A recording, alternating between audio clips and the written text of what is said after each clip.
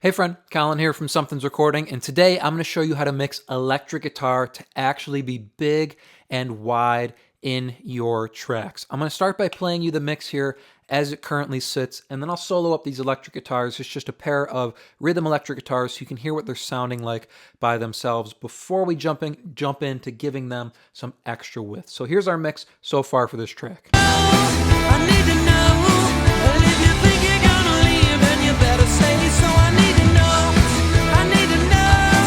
because I don't, I need.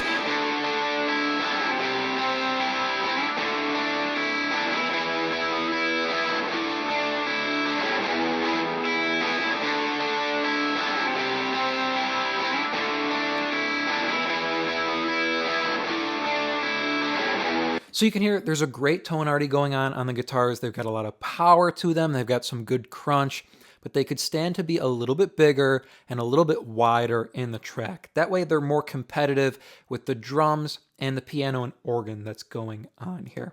Let me briefly run through what I've got going on the electric guitars. So on our right one here, a little bit of high pass and low pass with just a bump here at 4K. And then a touch of compression using this Everest C100A, only about 3 dB reduction or so.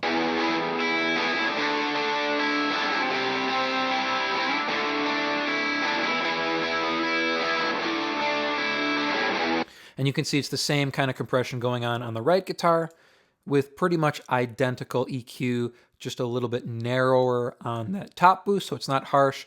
The mix tool at the end of the chain on the right one here is just a gain boost for the solo on this guitar. And then on the bus here that both guitars are feeding into, pulling out a touch of the edginess at 3K, and then just a bump at 138 hertz, adding some bottom end to them. So they feel heavy and they feel competitive and they sit nicely with the bass guitar. But I want to make them wider and I want to make them bigger inside this track. So what I'm going to do here is I'm going to create a bus channel here and we'll set it just past our guitars. We're going to make this a reverb bus. So I'm going to add just the stock room reverb here from Studio One. We'll send this out to the mix bus. We'll call it, I don't know, a hall verb. We'll do a hall reverb.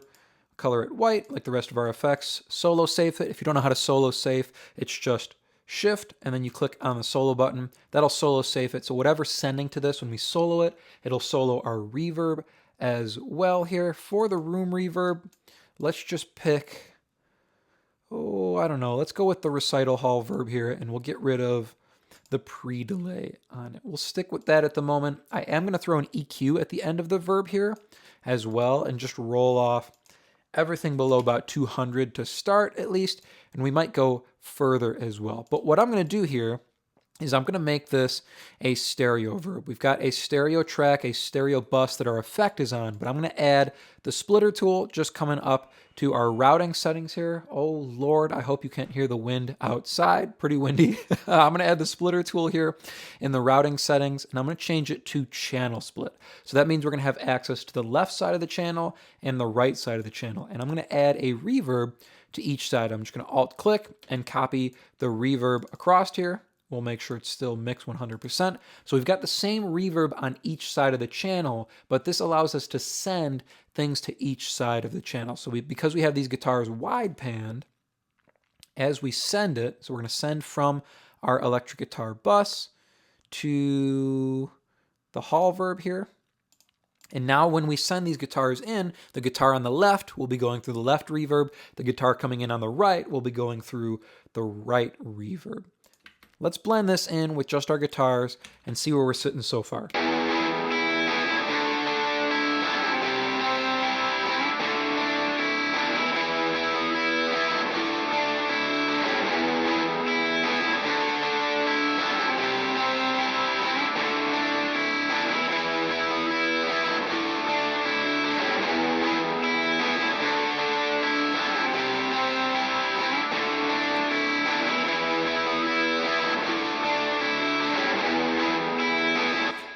That's sounding pretty good already. It's not too big of a reverb, only about a second or two on our reverb time. And our EQ is really helping us here, getting rid of anything that's too heavy in the bottom end, but we're not rolling it up too far. Normally on something like a vocal or drums, I would probably roll the high pass up a little bit further to get rid of any muddiness, but our guitar frequency range is sitting from about 200 hertz up. So it's giving us that bottom end that we want on our guitar, also coming out in our reverb that helps them feel bigger here. So we've got some bigness out of the reverb here, and let's take a listen inside the track with it. I need to know, and if you think you're gonna leave, then you better say so. I need to know, because I don't. I need to know, and if you think you're gonna leave, then you better say so. I need to know, I need to know.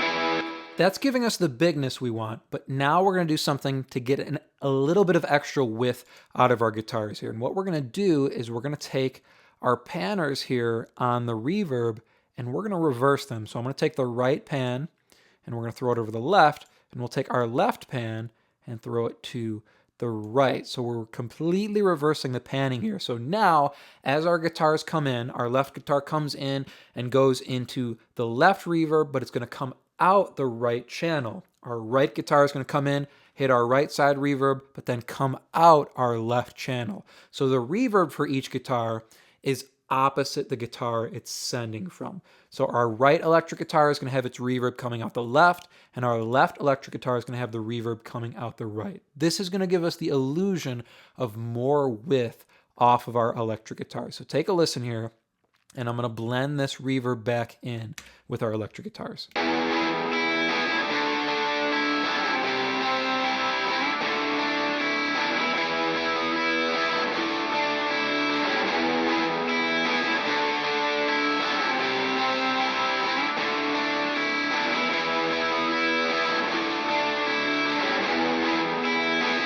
So negative 2.9, that's right where we were before we reversed our panning there. So exactly where we had it pre our panning being reversed, and it already sounds bigger and it already sounds wider. Let's push it up a little bit further and we'll throw it back in the track.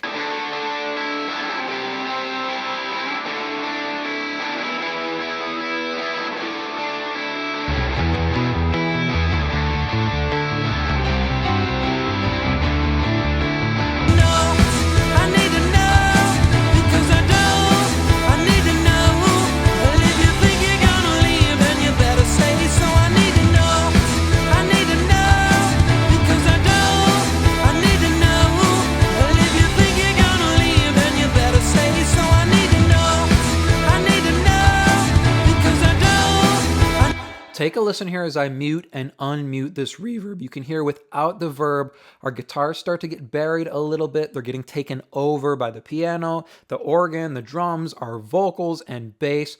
We click this reverb in, and suddenly our guitars feel a little bit bigger in the track. They feel wider. They sit outside our already stereo piano and our stereo organ. You can see our organ is widened already, but we push our guitars on the outside because we have the reverbs opposite panned our already wide panned guitars. Take a listen one more time here, and I'm going to A-B, mute and unmute our reverb. I need to know, and if you think you're gonna leave, then you better say so. I need to know, because I don't. I need to know, and if you think you're gonna leave, then you better say so. I need to know, because I don't. I need to know, and if you think you're gonna leave, then you better say so.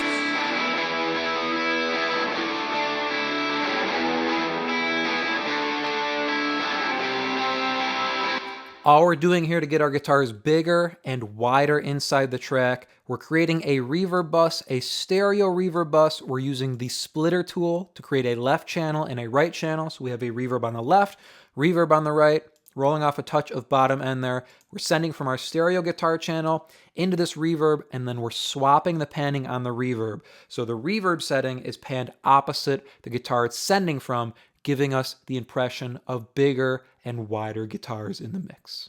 I hope that was helpful for you if you're looking to go a little bit deeper into the mixing process. in its entirety and really start to hone your workflow as an audio engineer, then I have just a tool for you, and it is completely free.